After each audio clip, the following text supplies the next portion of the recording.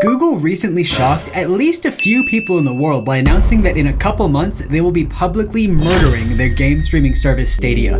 I know, try to hold back your tears. Stadia had a short, unspectacular life. By the time it gets sent off to gaming Valhalla, it will only be around 3 years old. I find this situation to be extremely unfortunate. Stadia was an interesting service that never fully reached its potential. Tragically, Google's parent company Alphabet is only the 4th most valuable company in the world, and as we know, not being first means you're last. With only a meager $1.2 trillion market cap, they simply don't have the means to support a project that cost them millions of dollars anymore. Google is practically eating beans and rice and beans at this point.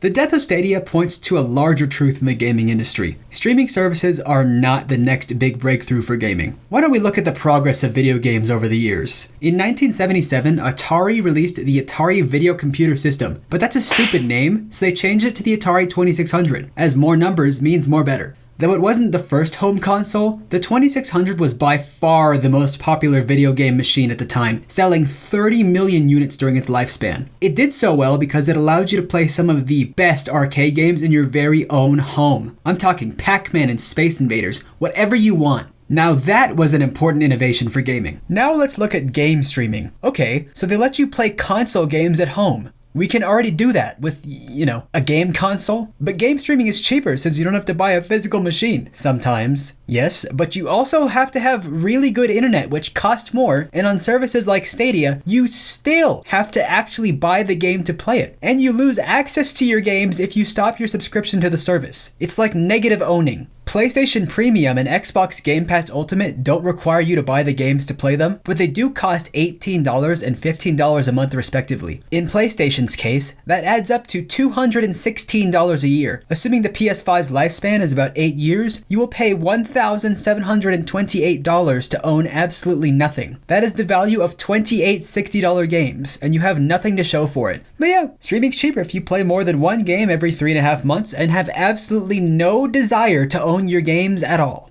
Another truly revolutionary event in gaming history was the move to 3D graphics. Although done earlier by games like Star Fox on the SNES, the PS1 was the console that truly made 3D mainstream. You and I, and they over there, and everyone everywhere know that Final Fantasy VII made 3D gaming what it is today. The world had never seen anything like it. The game was a true technical marvel. To this day, the vast majority of new games are 3-dimensional. Can't wait till we get to 4D though, am I right? But okay, game streaming, what you got? Come on, you gotta have something up your sleeve. Oh, you have significantly worse latency and lag than consoles or PCs? Well, at least that only really matters in shooters, which are the most popular games around the entire world. I would mention my beloved fighting games or platformers, but well, according to Nintendo, lag doesn't matter here, so I guess that's that. This isn't so much of a problem for those of us with extremely fast internet. I have decent bandwidth and I'm on fiber, and I still feel a very noticeable input delay between my button presses and the action happening on screen. I can't imagine trying to play games like Street Fighter or Halo Reach online with that kind of lag. Individual frames matter in games like those, so adding in multiple frames of input delay absolutely kills the experience. It's not all bad for streaming though. A huge benefit is that you don't have to waste time downloading games. And we know certain titles like Call of Duty have ballooned in size in recent years. Alongside this, you don't need to worry about uninstalling and reinstalling games to make space on your system, because that's all handled on the server side of the company. Another smaller one is that in theory, you can play your games anywhere, depending on which service you use. Assuming you have very fast mobile data, you could even attempt to play your favorite games on your smartphone while you're out and about, if you fancy trying to use those hideous mobile controls that give me nightmares.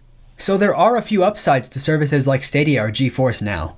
While they're certainly not the future of the gaming industry, streaming services do provide value to their customers. It's a shame to see Stadia die such an early death at the hands of its corporate overlord, because it signals a dark future for game streaming. I am personally not the target audience for these services, and you might not be either, but ultimately, having more choices only benefits us as gamers. So here's to a brighter future for gaming, because Lord knows we need it.